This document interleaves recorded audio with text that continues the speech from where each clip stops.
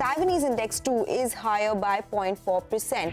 So the Fed is going to have to go even higher. Most of the coking coal we used was coking coal that we had bought in the previous quarter. The company has reiterated confidence that it's going to be able to reach the upper end of the guided range of 12 to 15%. 18,091 on the Nifty. This kissing distance hasn't been going so well for the last 6 months because we've attempted to get past this 18,000, 18,100 area multiple times. It take probably another couple of quarters before normalcy starts to return. A portion of the land parcel will be sold in the current year, but this is going to take at least 12 to 18 months for completing the restructuring that we are attempting to do. Up close to about 150 points on the Nifty. There has been block from Bain Capital, which has happened in open market instead of, happening in the block window. Mixed bag this time around, you'd have to say. Tractor segment did well, commercial vehicles are improving. Municipal corporation body claims that it had no idea that the bridge reopened. Nifty as well has come off from the highs of the day, still maintaining above that 18,100 mark. Well, that was the day so far. You're with us here on a fresh new edition of Closing Bell. I'm Prashant. With me in the studios, my colleague Reema Tendulkar. Nigel, of course, joining us from the studio floors. Guys, hi. Good afternoon. And, the market's in fine form, I have to say. Earnings, of course, are pouring through the Sun Pharma numbers, and we'll sort of talk more about that in a bit with Ekta. 90 points higher. It could have been a lot better, I think one has to say that, because at about 18,100, I think the market is showing some signs of hesitation. The high is about 70 points from where we are right now. The graphics will come up, but we've come off a little bit from that point on. The support levels for the market come in around 17,850 or so. If the momentum were to pick up later today and maybe tomorrow, because global cues, and I'll come to that in a bit, are pretty strong. I mean, the logical next targets are about 18,300. It's the upper end of the upward sloping trend line, the channel that we highlighted in the morning as well. We put out 18,100 to 18,300 is where the market could stretch to. 18,100, actually almost at the day's high. 18,200 was done, but there is a bit of a cool off that has happened. Banks are seeing a little bit of divergence on the negative side. And this you could see over the last couple of days as well. Even as PSU banks did well, the bank Nifty is lagging what the Nifty is doing. And we'll talk more about that in terms of why that perhaps is the case. Global cues are actually pretty good. You look at how Asia traded for the bulk of the session. You look at China, especially Hang Seng market closed up 5%. I mean, there are rumors that there is this reopening rumor in China, unconfirmed, unsubstantiated, but maybe, market is inventing reasons to justify that 5% move in the Hang Seng. But overall, things will look pretty good. US futures, both the S&P 500 futures and the NASDAQ futures are up between 0.6, 0.8%. Yields are, the front end of the yield curve, the 2-year is falling faster than the 10-year. So that is, again, not bad news. And you got the dollar, which is well behaved, it's lower. Oil is up a little bit, 1.5%. But overall, it's not a bad setup at all, given where we are. Of course, the big Q is US, out of the US, which is the Fed decision, which comes out tomorrow night, to which we react on Thursday morning. So lots to track, but we'll see if the market holds where it is right now, or the last hour brings a little bit more in terms of volatility. Reema, hi. Hi, we're pretty much where we started, right? Yeah. At that 18,100 mark on the Nifty. And even the Asian markets, extra what's happening in Hang Seng as well as China. And just, in terms of the closing levels, Hang Seng is up 5.25%. Shanghai is up close to about 2.5%. As Prashant pointed out, there are unconfirmed posts about China relaxing its COVID-0 policies. They're looking at a reopening in May. This has been circulating on social media, and that's fueled the big rally that you are seeing on Hang Seng as well as Chinese markets. But even outside of that, the Korean markets are up 1.8% straight. That's the Singapore market is up 1.3%. So India, in a way, is underperforming the global markets. In the European region right now, the early rates from the CAC, DAX and the FTSE are showing you gains anywhere between 1 to 2%. Dow futures up 192 points on record as we have. It's the IT stocks and the HDFC twins, both HDFC Bank as well as HDFC Limited batting for the bulls. On the losing side, Reliance, Axis as well as ICICI Bank are dragging. So that's the picture as of now. Nigel, but your thoughts on this 18,100? It's proved to be a bit of a hurdle. What's the option activity telling you? Just 1 point, Rima and Prashant. Yesterday, actually, the Nifty was outperforming while the Asian markets did not much. So today, it seems that it's their turn to outperform because yesterday, the Shanghai market was down 1% and we were up close to around 1%. So clearly, the street is waiting by to see whether or not there is some, relaxation of those COVID policies in some of those countries. But let's focus on our markets. The HDFC twins, they're having another good day. And I'll view that positively and I'll also check the FI data very closely today. Yesterday, we had a large FI number and after a while, the HDFC twins, they came back into form. But the Nifty Bank is down close to around 350 points from the high point of the day. And just one more word, we're getting into a big event tomorrow. The Nifty is up close to 100 points. The VIX normally should be cooling off because they don't move in the same direction. But the VIX is higher as well, telling you that the IVs on both sides, that's the puts as well as the call side, they are higher as well ahead of a big event. Now on the option side, there appears there's a bit of a strategy playing out. The 18,100 call, that's very active in trade today. There's signs of some writing out there. And the 18,000 put as well is seeing a fair bit of activity. So the broad range you have is that this market is still in an uptrend. 17,900 should hold out on the downside and we'll see a fresh breakout once we get past that 18,200 odd, after the kind of run that we have had, 17,000 to around 18,000 odd, consolidation rather than correction, well, the bulls, I think, will take that, Rima. Okay, let's pose these to our experts. Before that, let's tell our viewers what we've lined up for you on Closing Bell today. Sun Pharma is higher in trade as the company posts a good set of Q2 numbers, complete earnings fine print coming up on the show. Delivery is the other stock that will be on our radar. The stock is locked in an upper circuit of 10%. More details on the stock moves coming up on the show. And auto sales numbers for the month of October are a mixed bag. Key highlights on Closing Bell today. And we'll also track market technicals with Jay Bala of cashthechaos.com. Anshul Sehgal of Kotak PMS will be joining us to discuss his outlook on the market, top trading bets, and the outlook for the full year. Well, how should you position yourself in the last hour of trade? Let's get that from Mitesh Thakkar of earningswaves.com. Mitesh, good to have you back. Right where we started, basically, off the highs, what would you do? So, Prashant, I think the index, slightly did came up and then is now back to near the open levels. But I think the gap which was created today is clearly holding out. So I don't think there's a worry or there's any kind of threat to the trend. Yes, some profit booking would have happened, but I think it's on the hourly and the 2-hourly charts, a very flat kind of candle. So nothing much to worry about. Stay positive. Stay on the long side unless until we see a break below yesterday's high, which is slightly deep, 18,022, so about 80-90 points from here. On the stock side, I have a buy on TCS. I think that's moved up with a gap today and still showing good continuation. So buy here with the stop at 32.20 for targets of 33.35. And Tata Power is another one on the radar. That's a buy with a stop just below levels of 226 for targets of around 240. Okay, those were a few trading ideas. Market expert Mehraboon Irani is now joining us on the show. Mehraboon, big volume seen on Nykaa. In a seasonally weak quarter, they've delivered a pretty good set of earnings. I think in the last 2 days, Nykaa has added close to about 22%. Do you see more upside in Nykaa? What have you made of the numbers?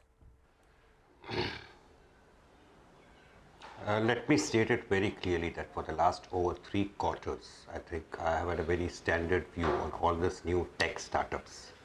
I have been stating that I don't care about them. The tech startups, the party has been over long ago. And those private equity investors who exited have heaved a sigh of relief. I somewhere feel that my view, which I have been expressing consistently on your channel, I think somewhere all investors are possibly accepting it and talking the same language today. As far as Nykaa goes, relatively, it possibly stands out vis-a-vis other loss-making new age companies. But that is the maximum I can say. The point is, I had stated it that if the stock comes down by even half of what the market cap is today, I think there is no way one can defend the valuations. So the company has provided strong gains to its pre-IPO investor base. It is certainly a good proxy to play the secular India PPC fashion story. I'm not disputing it. There was high frenzy. There were a whole lot of recommendations coming from brokerage houses. Some of them would be having their own reasons to possibly come out with reports of those types where people said it's going to be a great story. We all know the frenzy behind it. We all know the valuation the stock touched. Everybody was very happy. And today when the stock is 50% of what it is, or more than 50% of what it is, I think we are now talking of the fact that the lock-in period is over for many pre-IPO investors. There are still people who will be possibly questioning that will this investors come and sell off. I personally believe that if you give me a 1500 rupees for a 10 rupees stock, and now even if I'm getting a 600 rupees for it, I am going to come and sell it. So if they don't sell it, they wait for future gains. Well, the other smaller investors are lucky for it, but if they sell, honestly, I will not be surprised. So I would say this can turn out to be a company which will come up with decent earnings growth, but at the price at which it is, maybe a trade here and there for a stock which has come down so sharply, maybe one can possibly make some short-term gains, but I certainly would continue to ignore not only Nykaa but many other new startups which have been listed at mad valuations. Nobody was able to defend it. People just wanted to buy it without asking, be it a Zomato, be it a Paytm, be it a Nykaa, be it a delivery, all this type of stocks. God bless all those investors, honestly. Okay, all right. Merbo, not mincing your words at all. You're not too impressed with any of these. You say maybe it can give a trading pop, but you don't recommend them as investable bets. Merbo, hang on with us. You briefly spoke about delivery. I mean, you've already told us that you're not too interested in that one as well. But Mangalam is joining by to run us through a couple of factors why the stock could be higher. It's up 10%. Mangalam. Well, there are a bunch of reasons why delivery could be higher in today's trading session. The biggest reason is the kind of drubbing that we've seen in all these stocks. So in fact, in the last 1 month itself, the stock is down almost 35%. From its post-listing highs, it's down 46%. And from its issue price of 487 as well, it's down around 22%. The key reasons for the big sell-off that we saw, it started off when the company reported its second quarter update, which suggested weakness in sentiments as well as volumes. And the fact that their capex took longer than expected to stabilize. And the street was worried about the integration of the B2B acquisition that they made of Spot On. But importantly, now the street is fearing that there could be a fair amount of supply coming in on November 19th as the pre-IPO lock-in ends as well. But recently, we've seen a pop from the lows in a lot of these new age companies. So case in point, in the last couple of trading sessions, Nykaa is up 23%, Cartrade is up 20% from the lows. And why just that? You know, we saw a big fall in names like Paytm, Zomato as well. Zomato itself is up 55% from the lows. So that is something that we'll have to watch out for. Nykaa reported its second quarter numbers today, and they weren't very bad. In fact, now the street is expecting that there could be some pickup in the third quarter on account of festive season. And Delivery's second quarter numbers are on November 11th itself. So those are a couple of things that the street will be tuned into. But the key reason why it may be up is because of the big drubbing that it has seen, and maybe someone is finding value here. Okay, all right. Mangalam, thanks a lot for that. By the way, we have UPL's numbers that are flashing for you on the screen. On the top line, there's a beat. It's 12,500 crores odd. You know, in comparison to around 12,100 that we were working with. So that's a pretty good number. But I think the beat has come on the operating front because the number that's flashing for us is in excess of around 2,700 crores. That compares with around 2,400 crores that we are working with. We'll wait by for further details, but it appears, at least with the numbers that we have, as of now, there's an operational beat. The profit number, though, is a little lower, so we'll find out why. It's coming at around 815 crores. That compares with around 870 crores odd.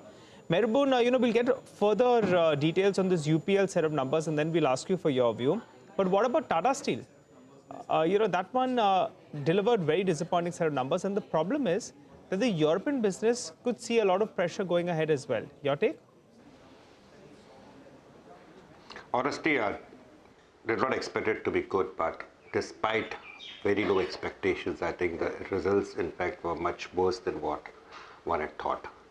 I think we need to understand the fact and accept the fact that as far as steel stocks goes, and Tata Steel definitely is the leader as far as India is concerned, that if you play the cycle well, it can give you a 50, 100, 200% appreciation within no time.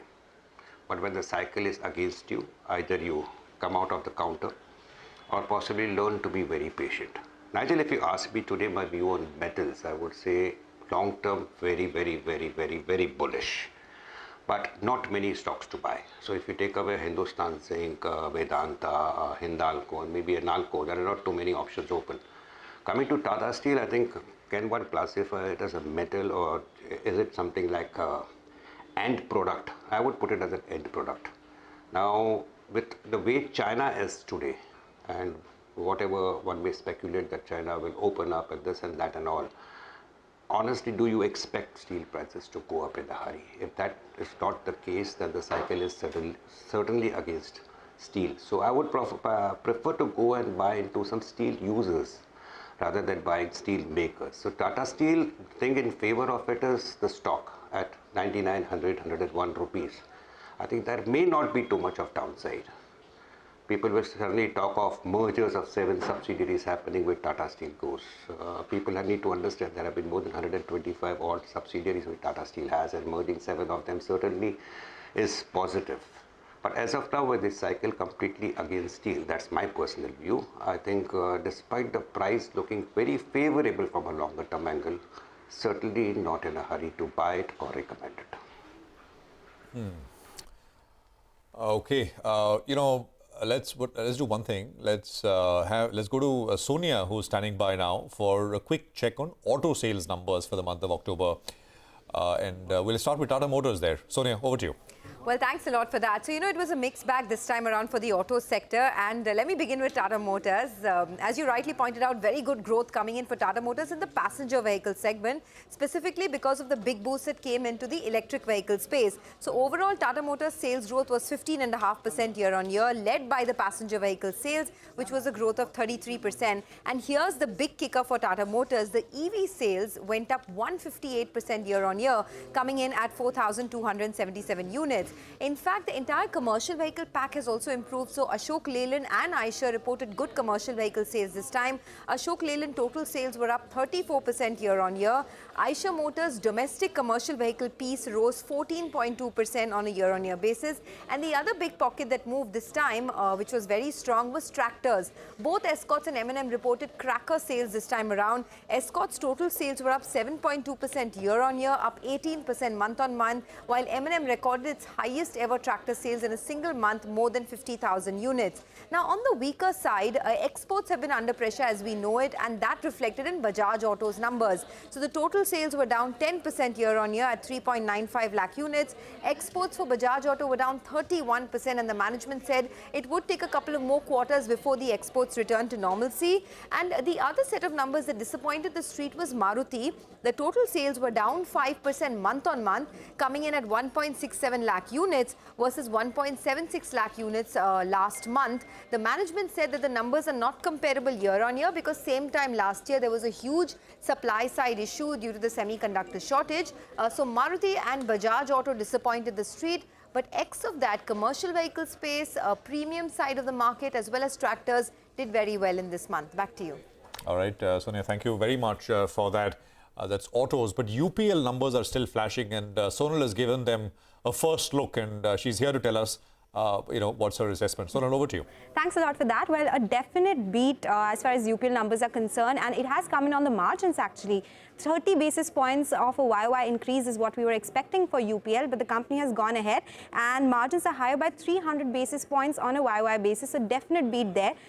Profits slightly lower than estimates. They have come in at around 814 crore rupees versus 868 crore rupees. That was the poll. That is led by higher finance costs, both on a quarter-on-quarter and on a YOY basis. So that has led to lower profits than estimates this time around. However, still profits are up 29% on a YOY basis. Now, we are awaiting presentation details because they will give us breakup in terms of geography-wise revenue growth and pricing as well, because this time around we were expecting strong growth across geographies, especially Latin America, which is majority chunk of their revenues, and some weakness was expected in Europe as well.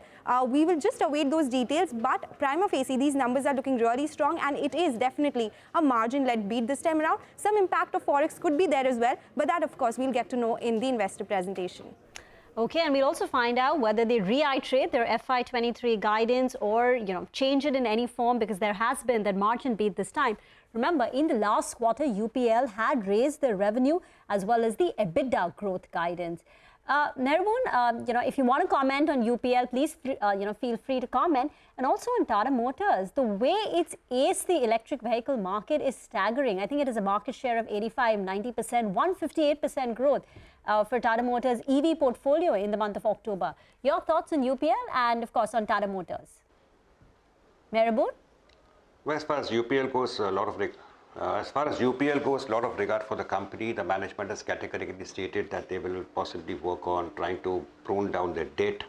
I think this sector looks very interesting, and as a stock, having relatively underperformed a large part of the market, I think at 700, 720, 725, quite comfortable possibly holding on to the stock. And even if somebody asks me as to how is UPL, and I heard you mentioning the numbers, I think honestly not too many complaints. So if you ask me 6 months down the line, will this stock be higher than where it is today or lower, then I would certainly tilt towards the fact that it will be higher than where it is today. So at 720, I don't see too much of downside as far as the stock goes, despite the fact that whatever way the market may possibly react to it immediately because of technical factors, how much it is overbought as of now. That's a different issue completely.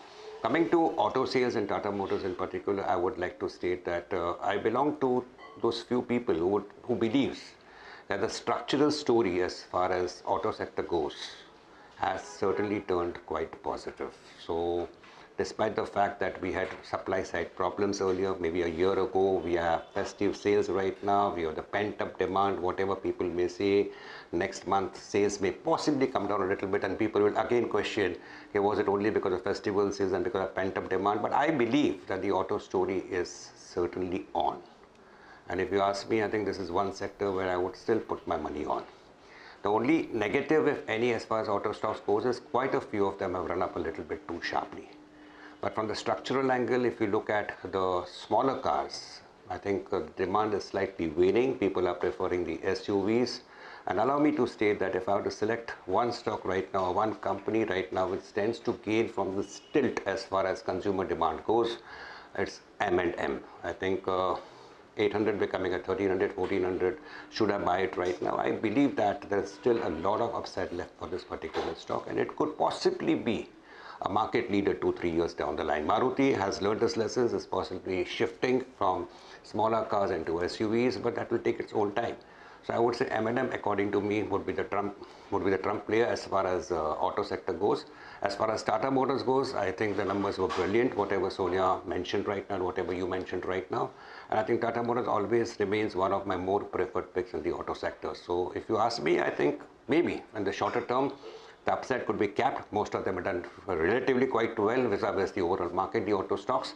But I still believe this is the longer term story, and investors, according to me, should not possibly think of cashing out in a hurry. Okay, so you like UPL as well as the auto names in that M&M as well as Tata Motors, and UPL has reiterated a revenue growth guidance of 12 to 15%, EBITDA growth guidance of 15 to 18%, and they're also confident about reducing debt by $650 million. That's the update coming in from UPL. Get into a break. On the other side, we'll talk technicals, key market levels. Jay Bala of cashthechaos.com joins in next.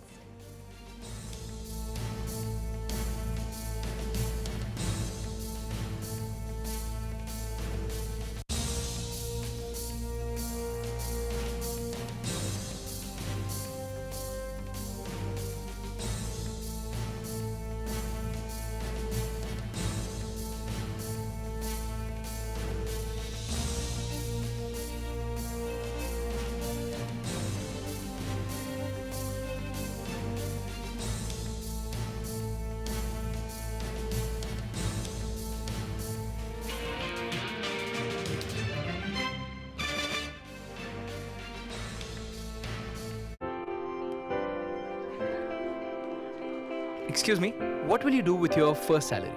So I would like to present my first paycheck to my father. I'll buy a laptop for my younger brother. I will save some money, and with the rest I'll get an AC for my dad's room. I'm going to start a life insurance policy. I think it's very important for my family's security.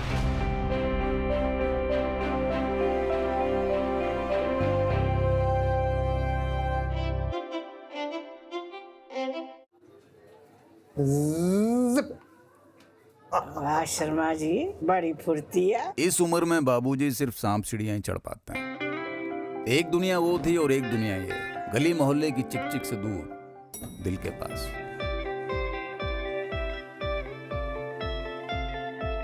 उम्र को पीछे छोड़ जिंदगी टहलने निकलती है। इसीलिए independent floors for the independent you, signature global city. You seem to be a little upset.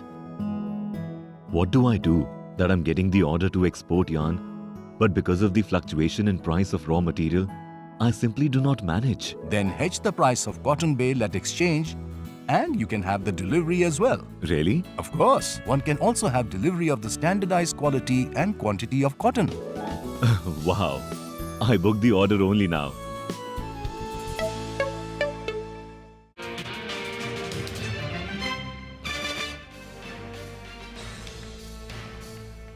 Okay, welcome back. I mean, the market seems to be making a bit of a move. 18,140 now, so about 30-40 points from the time that we started. That 18,100 level has been basically, I think, the average the day so far where the market spent the maximum amount of time. So let's see. Still 40 minutes to go. Jay Bala of cashthechaos.com is joining us to take some questions Tuesday afternoons as always. Jay, good to have you here. I mean, you know, so will this be a big throwover? Or do you think, I mean, you know, this is good for more? What's your sense? Yeah, thanks for having me on the show, Prashant. You know, I think the market is good for a little more, but, you know, I just want to reiterate the point that I made on the 2nd of August on the show that, you know, even if the market were to make record highs, it will continue to be treated as a large bull market correction, which I called it that way around the end of October last year and beginning of November last year. So, you know, the reason for that, I'll spell out in easy to understand manner, very important data points. You know, the markets have come to 18,100 from 15,100. You know, the markets declined from the April highs of 18,100 to 15,100 in 51 days. It has taken 92 sessions for the markets to come up here compared to the 51 session it took for the markets to decline. So the market is saying the ease of movement is not to the higher side. And if you look at from a 12 months perspective, most sectors, you know, barring the FMCG and autos, are clocking negative returns on a 12-month basis. And even if you look at, you know, the great barometer, which is Reliance, you know, which is diversified sector, you know, it's still negative. And if you look at dollar-adjusted return, we are at minus 18% from the record highs. So, you know, the talk of decoupling happened in 2008 too. The US markets peak in 2007. Indian markets went up till January 2008. And then in 10 months, in less time than the US markets, the Indian markets fell, you know, 64% compared to the 57% the US markets fell. So, you know, all this is actually a repeat of what's happening. Even if you recall from the 2013 interaction with you, I said when the corporation tax was cut that, you know, this is not the start of a portfolio allocation, it's a trading rally. So once again, the market is doing the same thing. So we're going to have, markets push to higher levels, say somewhere close to record highs, 18,600, maybe even 19,000. But that, again, the probability of 19,100 has increased to about 30% from here. But, you know, we have to take it one day at a time. So this is not a start of, portfolio allocation. Again, just treat it as a trading rally. Okay, all right. Hi, Jay. Well, we've noted your views and we have got those, resistance levels as well for our viewers. But let's talk about the Nifty Bank. And for me, what's interesting is suddenly the big boy, HDFC Bank, that's been out of form, it's suddenly, middling the ball well, so to call it in cricketing parlance. What's your view on the Nifty Bank and in particular HDFC Bank? Yeah, HDFC Bank has got a little more upsides to work with, Nigel, probably around 1550, 1575. But it still looks like a corrective rally. It's just taking on the mantle from SBI and Axis, which was leading the market so far. And, it's just a little bit of stock rotation within the sector. The resistance for the sector comes in about 41,850 to 42,300. And if the Nifty is proceeding towards record highs, I think this will push somewhere towards 44K. But, there is a mild fatigue visible in Axis and SBI. We need HDFC to continue to rally. If that does that, this rally can sustain for a little bit more. Okay, what have you made of this divergence that we're seeing in the private sector banks? ICICI is under pressure. Axis Bank, of course, the news that large block of 4.1 crore shares, that's weighing on the stock price. But HDFC Bank has fired away. Your thoughts on the banking space and which is the stock which looks attractive? Yeah, like I said last week, I said it's very odd that HDFC Bank is not rallying and the markets have heard that and, that stock is going up. And I think Axis is still not complete, although it's weak today. There is probably a teeny bit of upside left in both SBI and Axis. but ICICI is probably exhausted from here. So now I would, but if you're already holding longs within the sector, you can hold on to it, but it doesn't make too much sense to create fresh longs in the sector.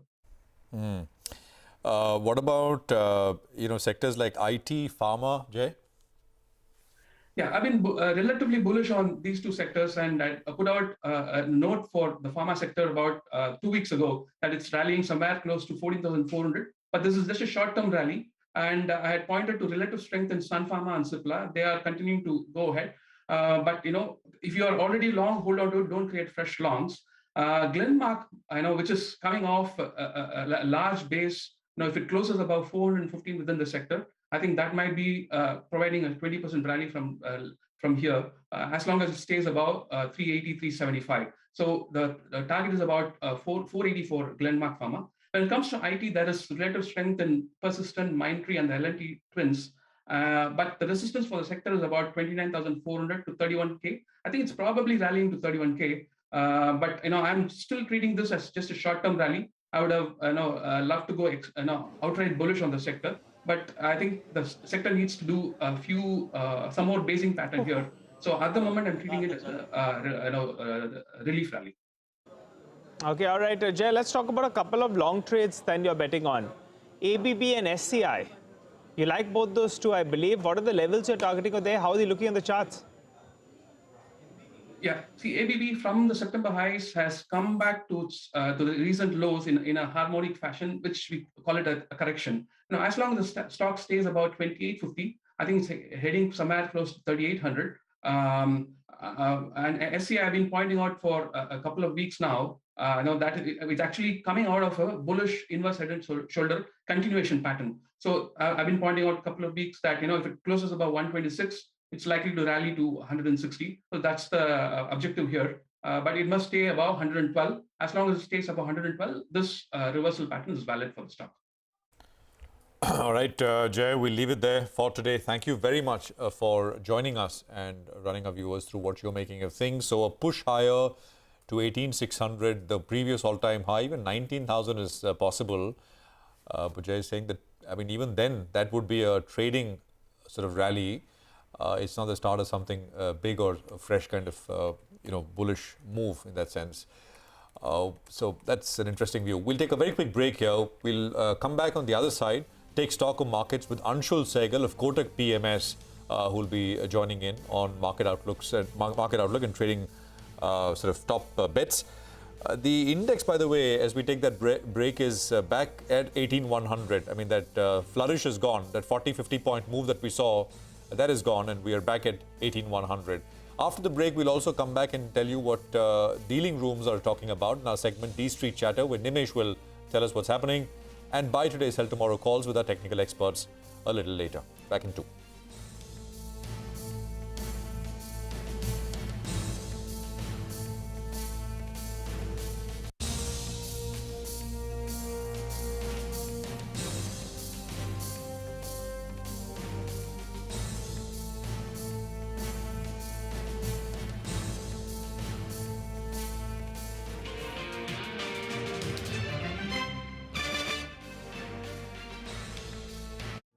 TCX Systems Limited, among the leading Indian manufacturers of electronic subsystems and cable harnesses in the defense and aerospace sector, now makes an initial public offering of equity shares.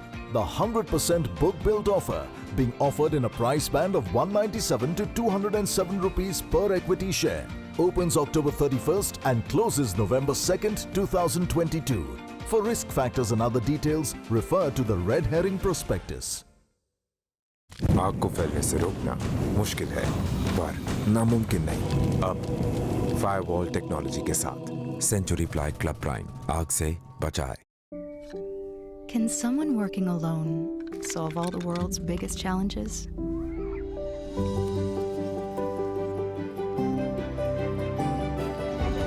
Isn't collaboration the way we'll bring clean water to the world's megacities?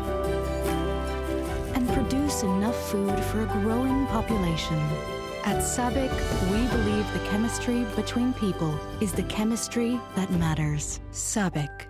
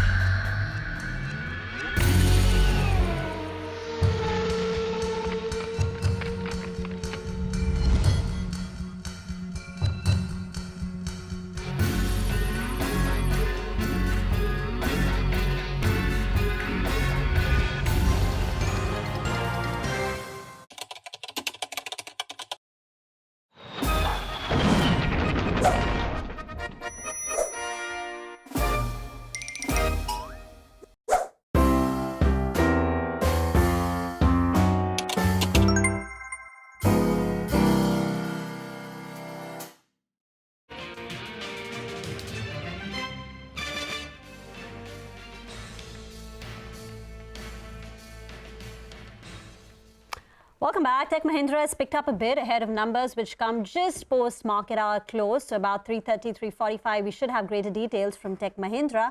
But even the rest of the IT pack is having a good session. So TCS, HCL Tech, Infosys has had a bit of a perk up. So Infy is up close to about 2.5%. Mitesh Thakkar is here to tell us what we can buy or sell today for a reverse trade tomorrow. Mitesh, what would your trades be?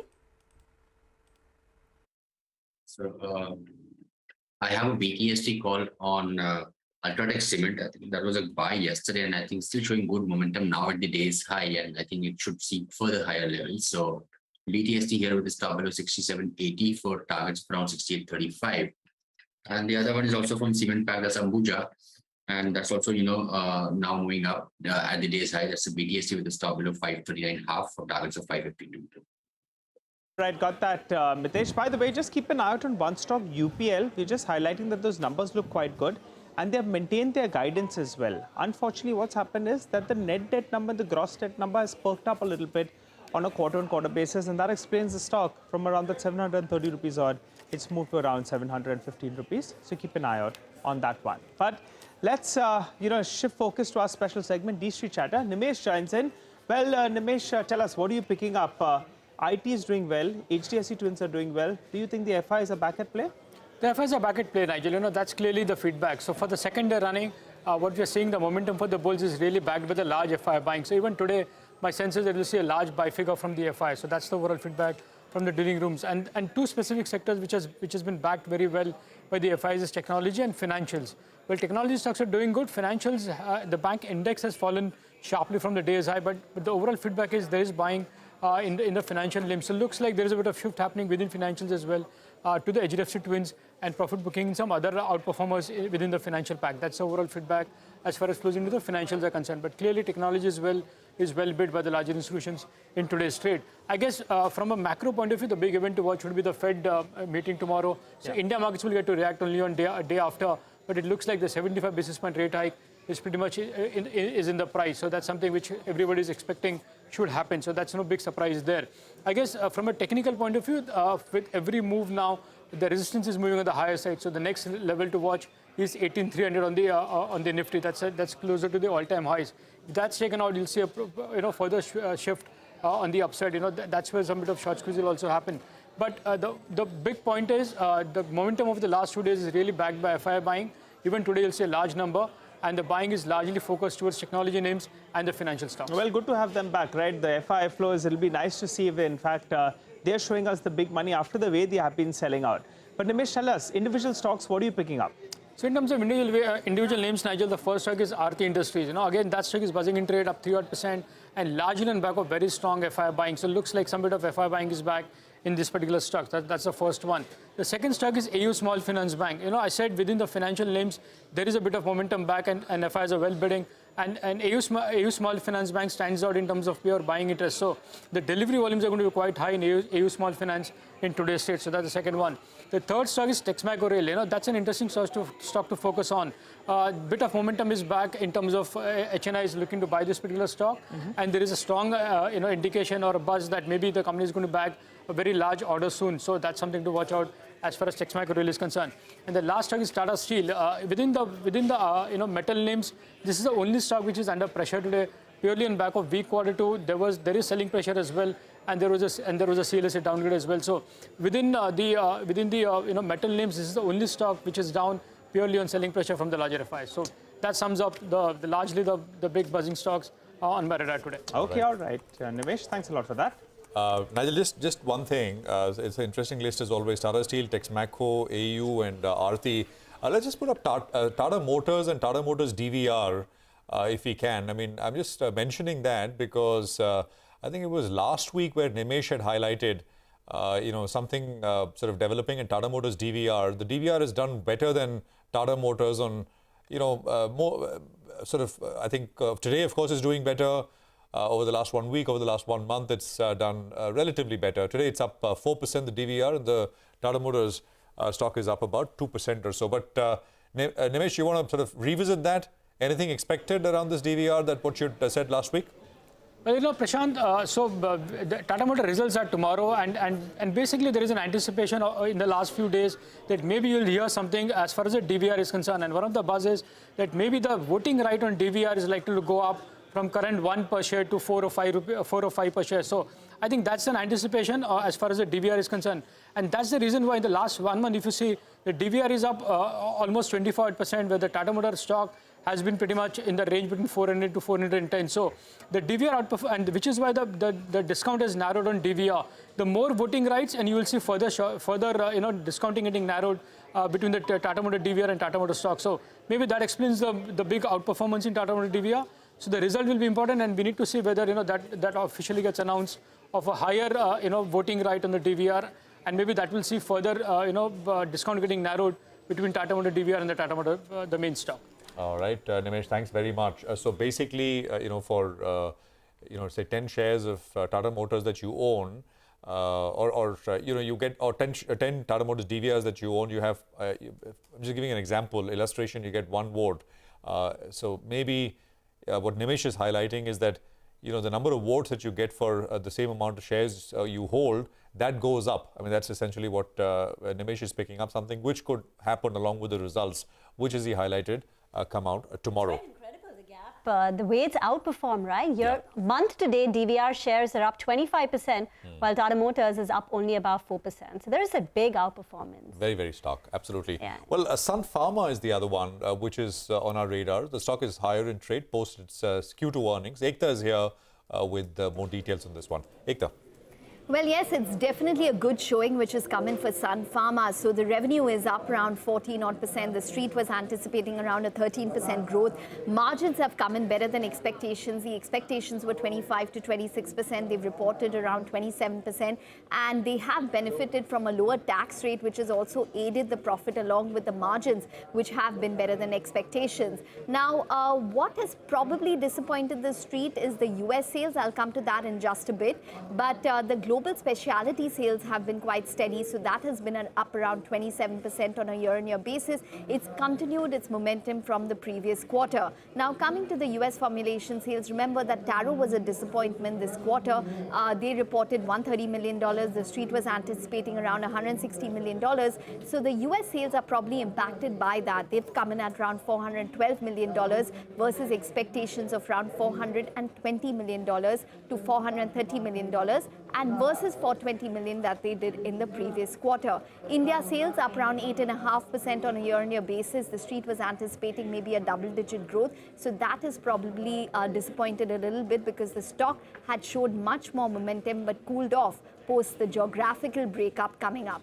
But nonetheless, Sun Pharma, strong set of numbers because they've reported strong global specialty sales, and these numbers have come in despite a disappointment coming in from the US arm Taro this quarter. Okay, all right. Thanks a lot for that, Ekta. By the way, just keep an eye on Piramal Pharma. The last couple of times it was expected to be excluded from the MSCI. That was postponed. Just looking at the volumes, it appears that's happening, as of now, because the volumes are much higher than what we have seen in the last few days, whether you compare it with yesterday or whether you compare it with Friday as well. Volumes are high, the stock is moving low, and it seems that MSCI exclusion finally it seems to be taking place. That could be some bit of outflows that were expected on that front. Well, let's welcome Anshul Sehgal, Head and Executive Vice President, who joins us on the show. Hi, Anshul. Season's greetings and good to speak to you. I hope that you had a good Diwali. Well, the markets have had a fantastic last 1 month or so. How are you feeling now on the Indian markets? Are you getting a little bit cautious or are you still constructive? Hi, Nigel. Happy Diwali to you and to everyone in the studio. In fund management, there is a saying that you should water your flowers and trim the weeds. What that means is that stocks in portfolios which are doing well, you should look to hold them or buy them more. And stocks which are not doing well, those are the stocks that you should be looking to trim. Why this adage goes is because typically the human psyche works just the opposite way. Stocks which have done well, you want to trim those, and stocks which have not done well, you want to add those. The same goes for markets in general.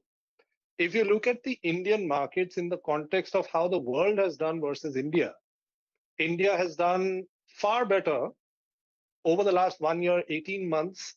We've gone back, seen that data since between now and 2014, 2008, 2003.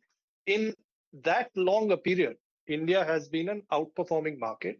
So short term, long term, India has outperformed emerging markets. More in the short term, India has even outperformed developed markets as also the US.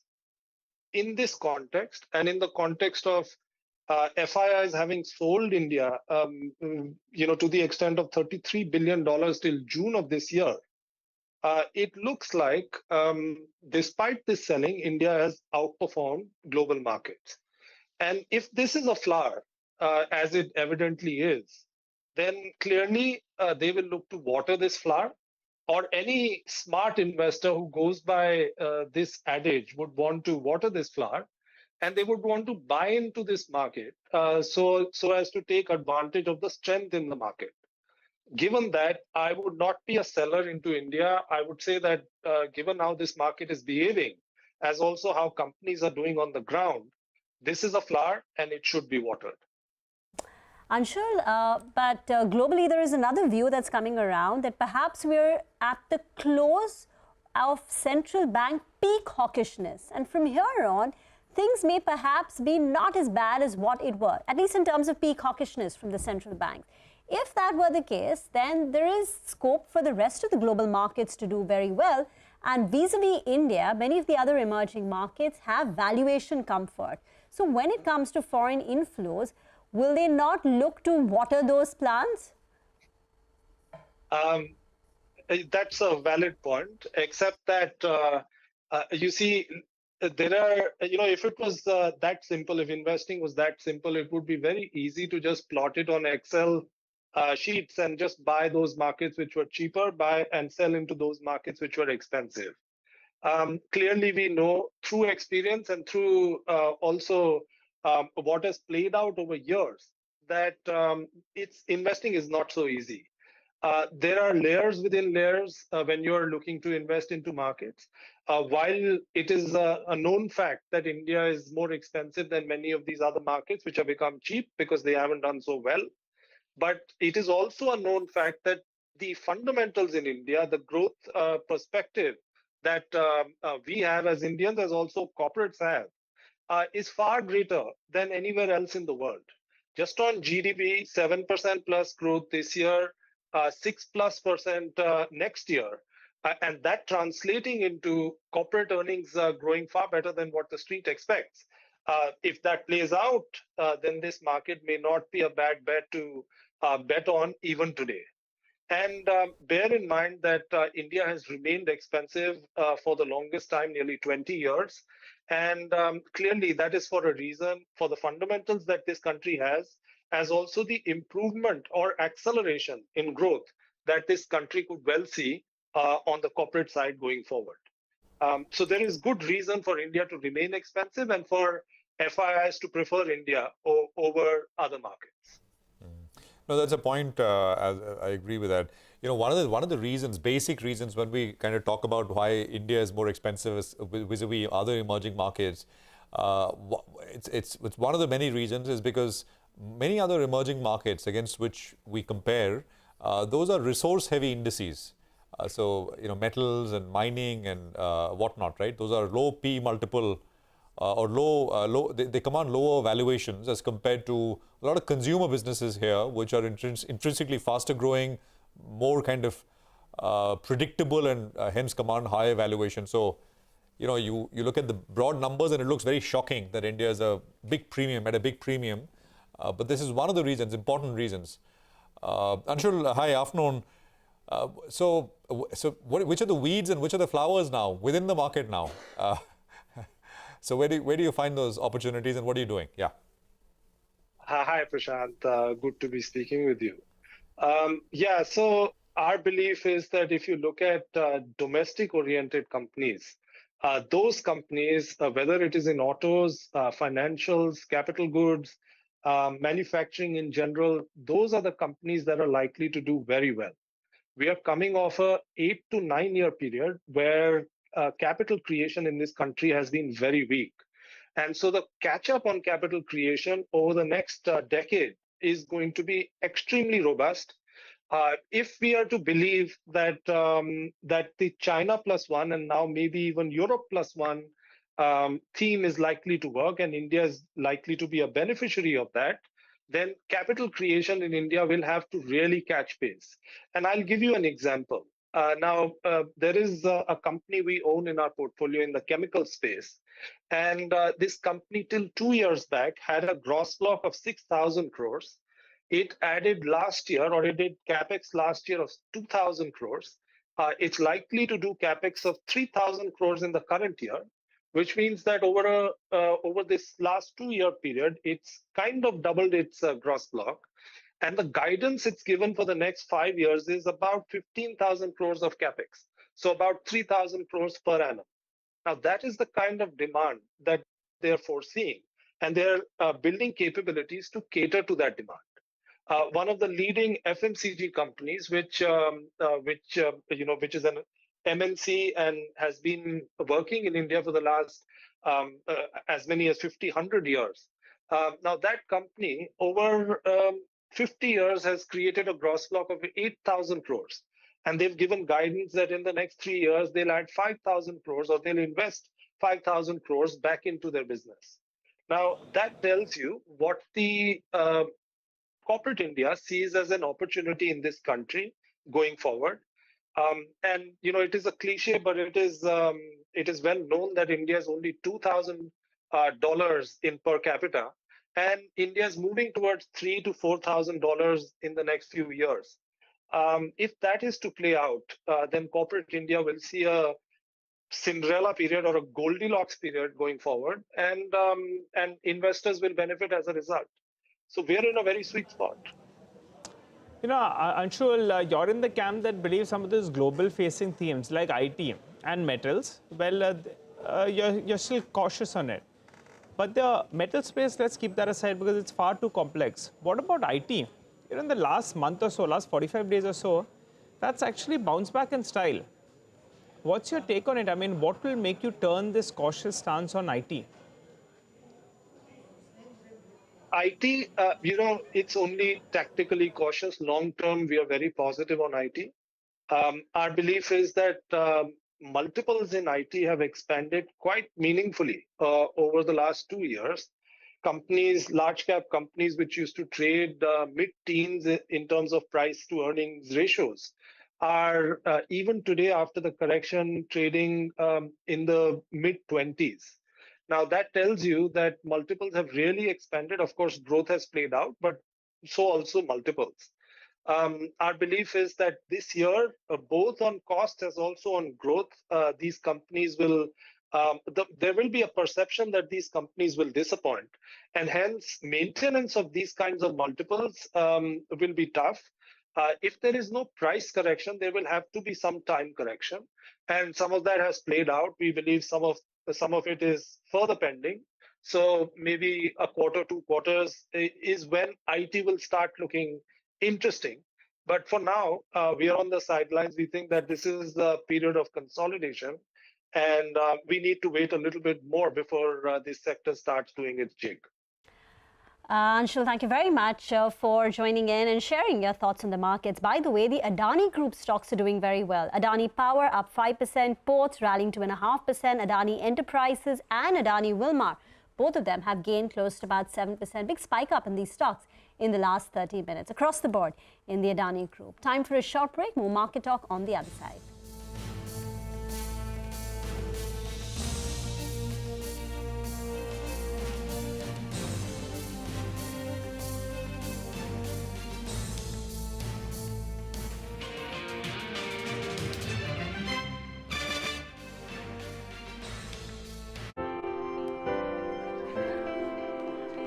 Excuse me, what will you do with your first salary? So I would like to present my first paycheck to my father. I'll buy a laptop for my younger brother. I will save some money and with the rest I'll get an AC for my dad's room. I'm going to start a life insurance policy. I think it's very important for my family's security.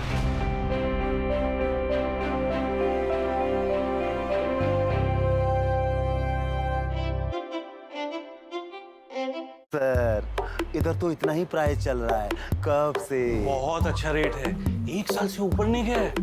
Bite sir, अगले 2 साल में rate rocket 100%। क्या भाई साहब, gate सही price trends at 99acres.com। घर लेना हो या बेचना, एक्सपर्ट से ही पूछना। 99acres.com। रास्ता तो खत्म हो गया। 10 बजे तक दूध पहुंचाना है। दूध खराब हो गया तो दिन खराब हो जाएगा। टाटा योद्धा 2.0, जहां जमीन है वहां रास्ते हैं।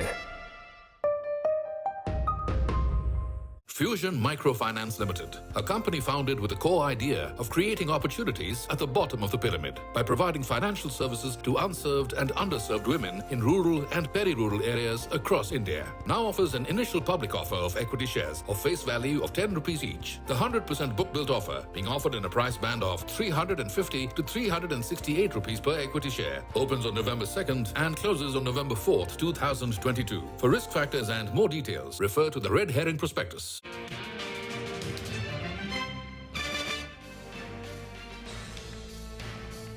Welcome back. Awaiting numbers from Tech Mahindra and Adani Ports. Both will report numbers post-market hours. A quick run-through of the expectations from Tech Mahindra. A dollar revenue growth of 0.6%, constant currency revenue growth of 2.5% on a quarter-on-quarter basis. But that would imply that Tech Mahindra's growth will trail its peers. Now, all the other 4 large IT companies have reported numbers, and Infy, TCS, Wipro, HCL Tech, on an average, have posted a growth of about 4%. So, in that context, Tech Mahindra's growth of 2.5% will be trailing the others in its company. One of the reasons could be the rationalization of the unprofitable accounts, and that, according to Kotak, could shave about 100 basis points off its revenues. Margins are likely to expand 40 basis points to 11.4%. The company last quarter had said Q1 margins were a bottom. They will improve from here on, but the street is now going to be watching the extent of margin recovery. This quarter it will improve, but how much can it go from there? The guidance given by the management is that Q4 margins will be at 14%, but the street says that perhaps may be unachievable. Citi, for instance, is expecting Q4 FY23 margins, which are called exit margins, at about 12.5%. Profits, according to our poll, should be up 6.7%.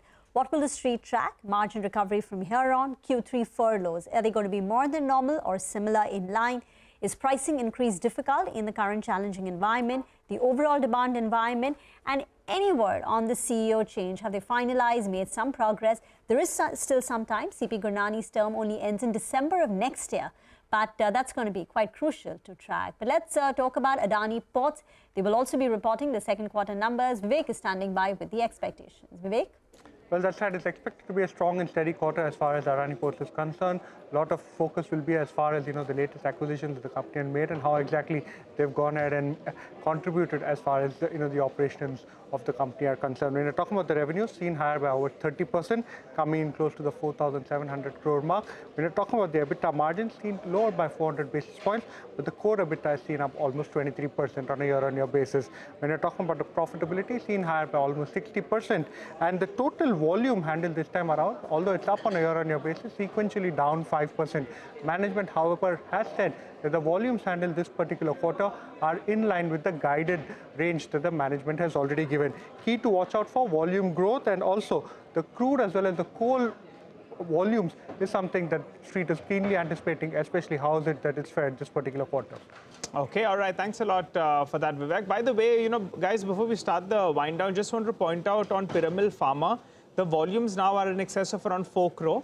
In the last few days, it's been less than 1 crore, 1 crore, 80 lakhs, 90 lakhs odd. So clearly it appears that MSCI exclusion has taken place now.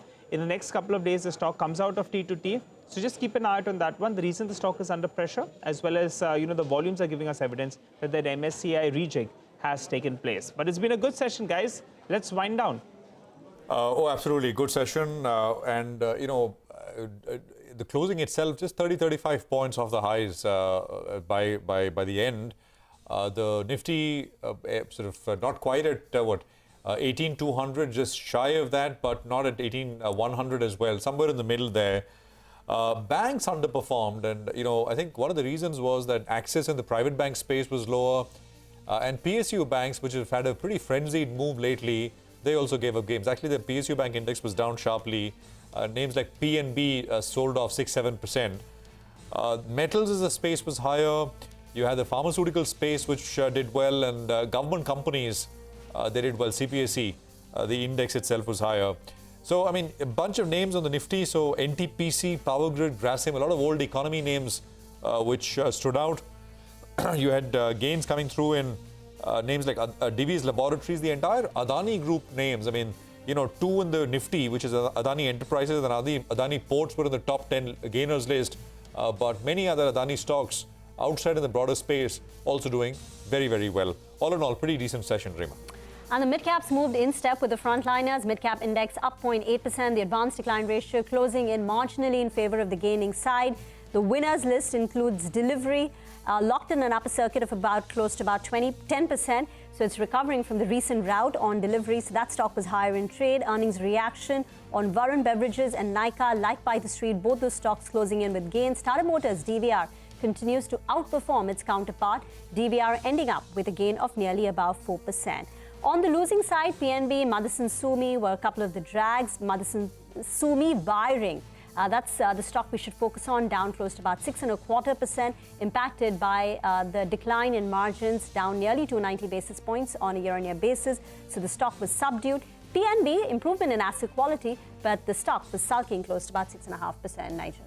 Well, a few stocks in the broader markets that, I'm just tracking because they popped up on the screen. Axis Gates, we don't talk about that stock very often, but in the last 6 months or so, the stock has more than doubled. It was at around 100 rupees. It's at around 260 rupees today. Max Ventures was flying away. Aarti Surfactants, we normally don't talk about this stock, but it's come up in the big gainers list, so we're talking about that one as well.